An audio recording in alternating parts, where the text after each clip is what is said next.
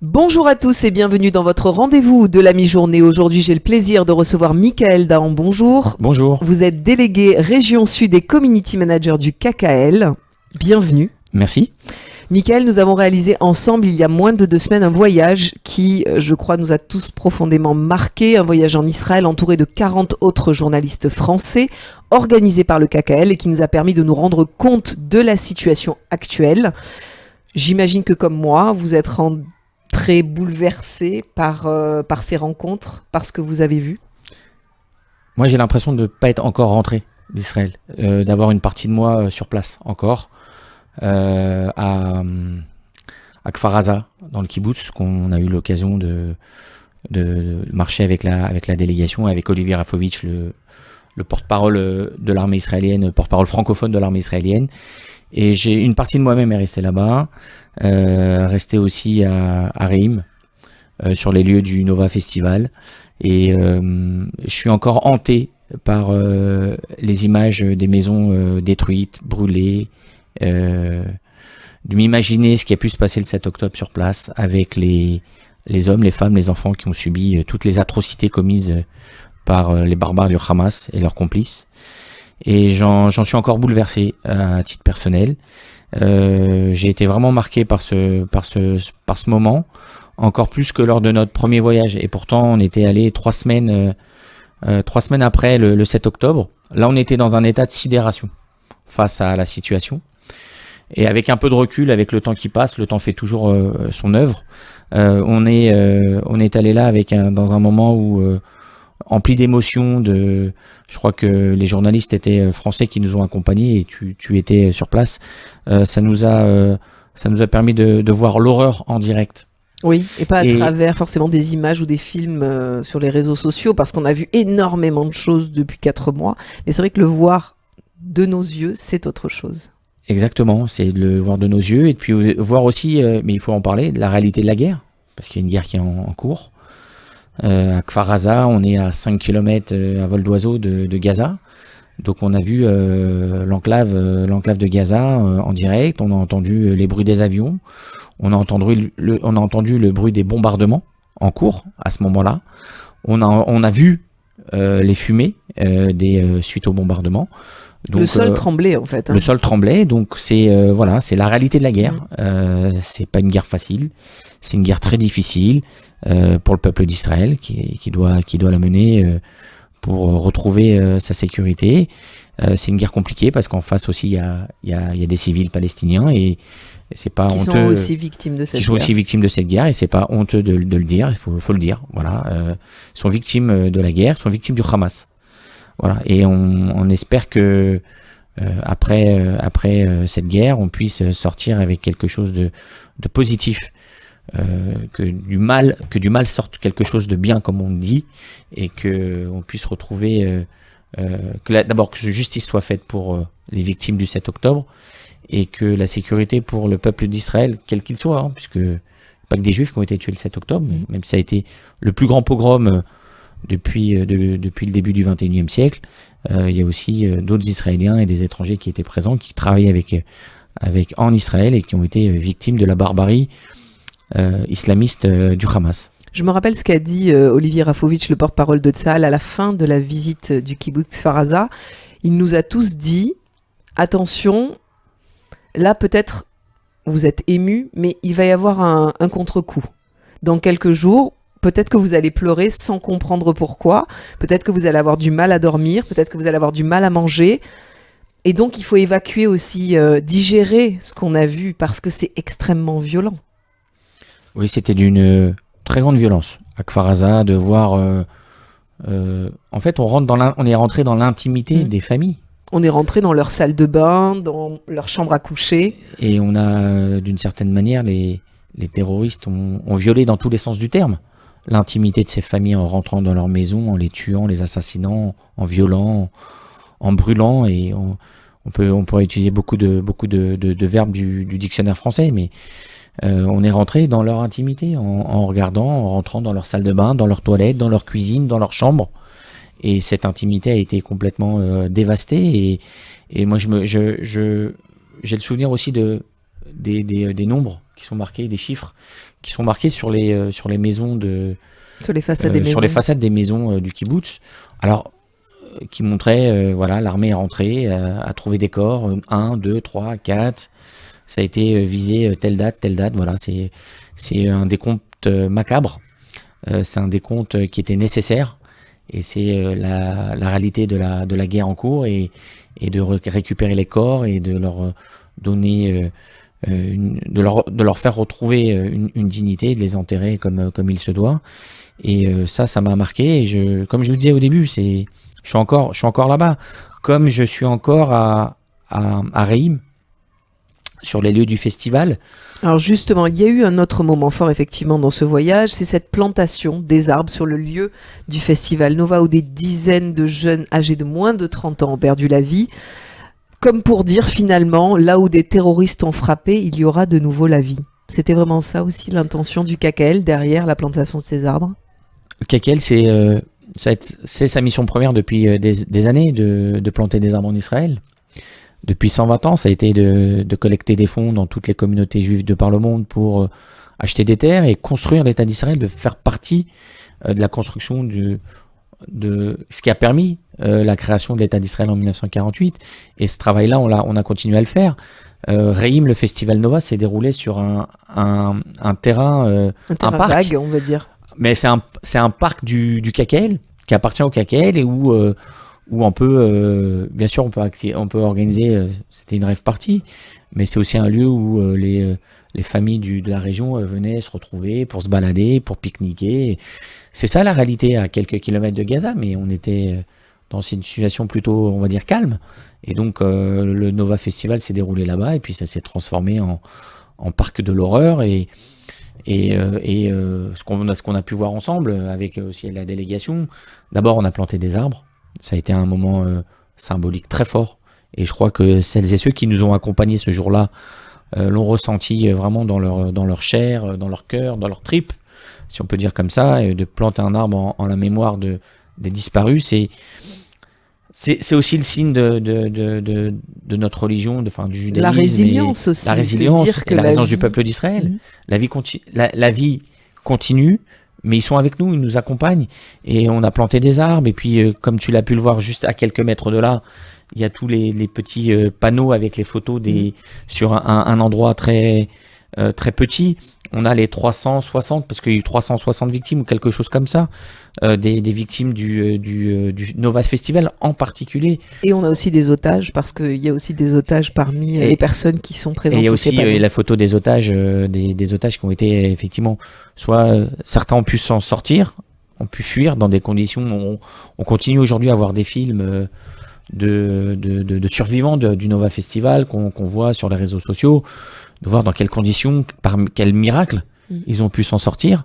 On voit celles et ceux qui ont été massacrés ce jour-là, et on voit celles et ceux qui ont été kidnappés ce jour-là également.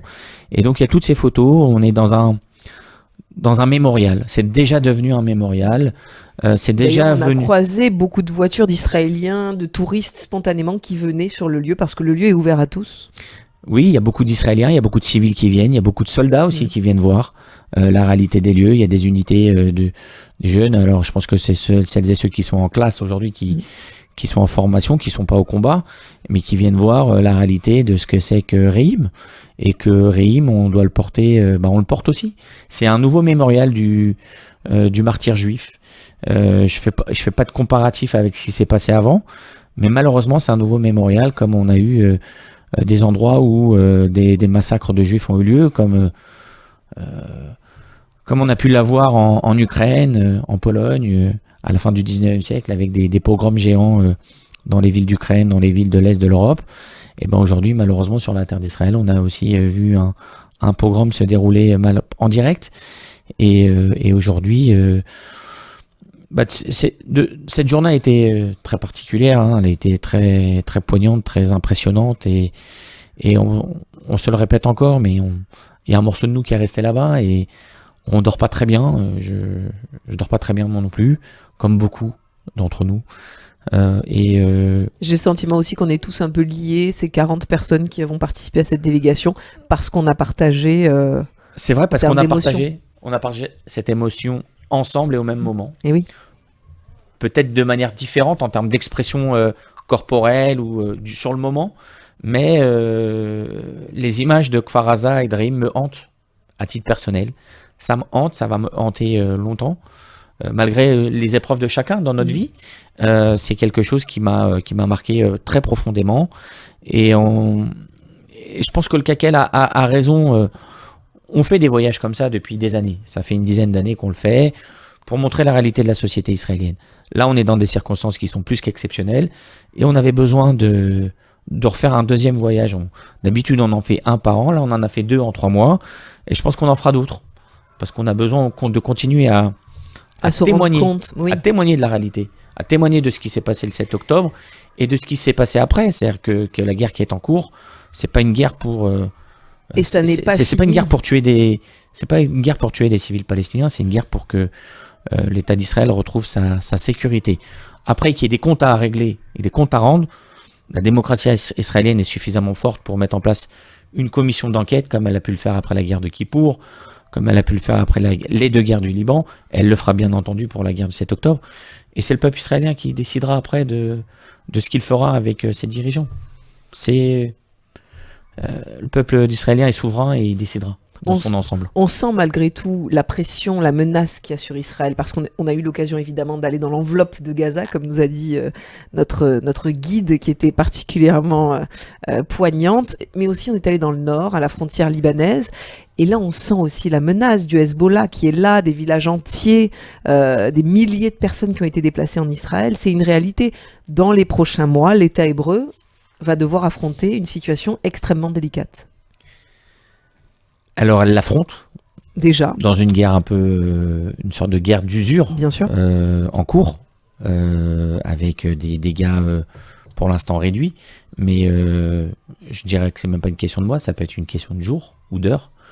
Il y a des affrontements aujourd'hui je suis pas un spécialiste des questions militaires, mais de ce qu'on peut voir, de ce qu'on peut entendre, de ce qu'on peut lire, la situation est que ça peut déborder, ça peut se transformer en une guerre totale, demain, après-demain, dans une semaine ou dans un mois. Ça peut s'embraser. Et là, on sera sur une situation encore plus dure qu'à Gaza, parce que la force du Hezbollah, c'est pas la force du Hamas, il faut le rappeler. Le Hezbollah est vraiment, pour moi, un corps d'armée de la République islamique d'Iran, avec des centaines de millions, voire des milliards de dollars investis. Ils ont plus de 100 000 ou 150 000 roquettes. Et c'est pas les roquettes artisanales Qassam de Gaza, c'est des vraies roquettes, des vrais missiles de toute distance. Et il faut se rappeler que presque la totalité du territoire israélien peut être sous la menace des missiles du Hezbollah.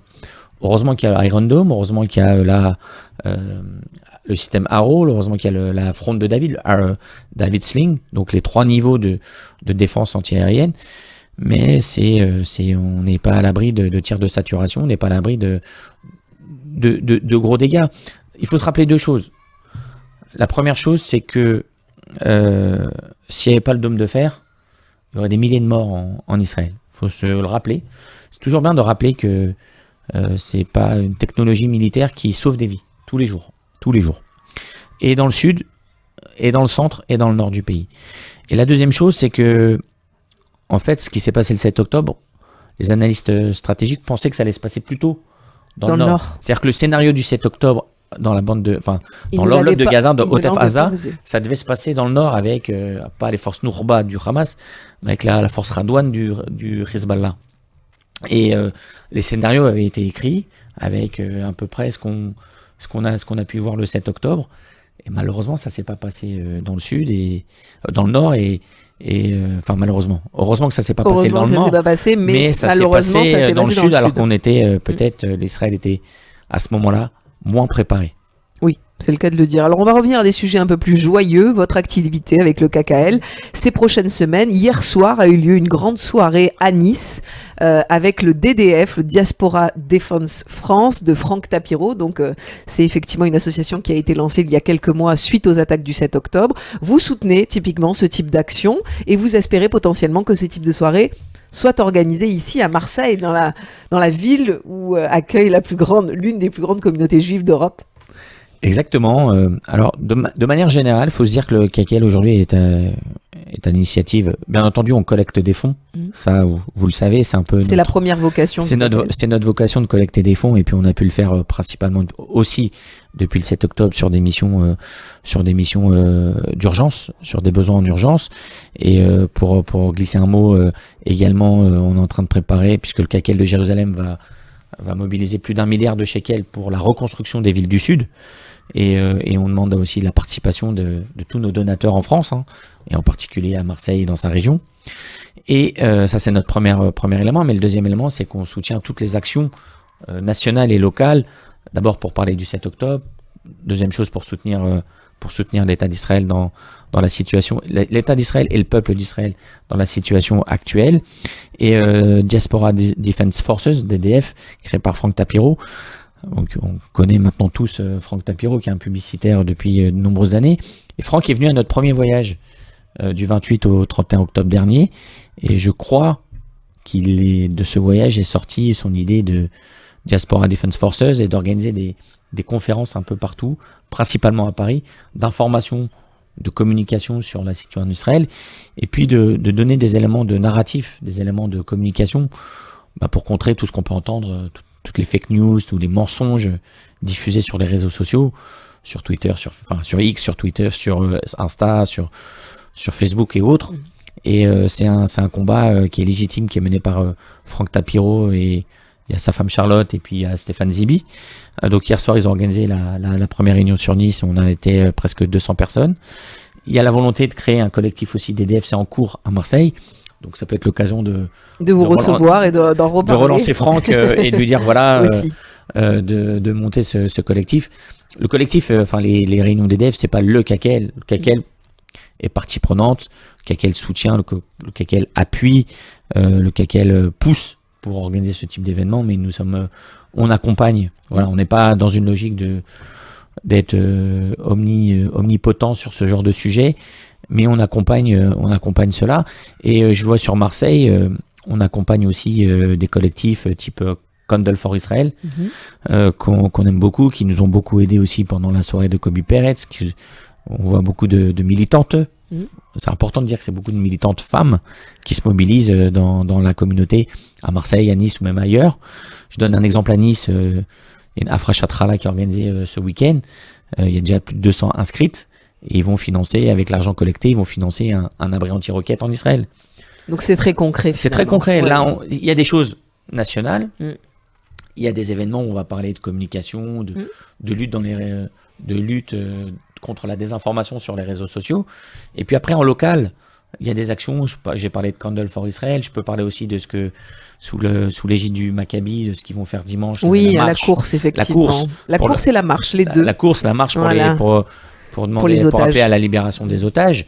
Donc, KKL va être aussi partie prenante et soutient cette opération. Et donc voilà, on est vraiment au niveau national et au niveau local, à Marseille, dans sa région, sur la Côte d'Azur, à Lyon ou ailleurs.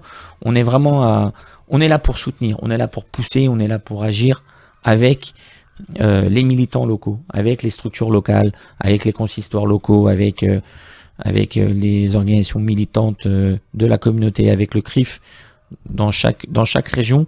KKL a ce rôle aussi d'être un acteur important de la communauté juive, mais aussi du mouvement sioniste et du mouvement de soutien pour Israël. On le faisait avant le 7 octobre, on continuera bien entendu après le 7 octobre, mais en tout cas, c'est la mission aussi du KKL. Alors vous avez la vocation aussi d'organiser des voyages, et ça c'est important, ça fait partie de votre ADN aussi, le KKL, d'organiser des voyages de volontariat, et encore plus depuis le 7 octobre, puisqu'Israël a besoin aussi de bras, a besoin qu'on vienne voir la situation sur place. 2 voyages importants, le prochain, autour de la jeunesse, 25-45 ans. Voilà, désolé pour ceux qui ont plus ou moins. Très bientôt, et un autre qui s'appellera Marche pour l'eau, la 26e édition, qui aura lieu du 24 au 31 mars. Comment fait-on pour y participer et pourquoi et comment ? Alors le 7 octobre a fait que... Alors en ce moment en Israël, sachez-le, il y a une mission de solidarité, il y a déjà 45 personnes de toute la France, il y a aussi des Marseillais, il y a aussi des Niçois qui sont sur place et qui ont fait un peu le voyage qu'on a fait avec les journalistes, qui sont aussi allés dans les endroits... en mémoire des victimes du 7 octobre. Hier, on en parlait tout à l'heure, Ils ont fait une collecte de citron dans un kibbutz. Donc c'était une journée de volontariat, c'était inclus dans le voyage. Et ils reviennent la semaine, en milieu de semaine prochaine, en milieu de cette semaine. Ils auront fait une semaine sur place en Israël.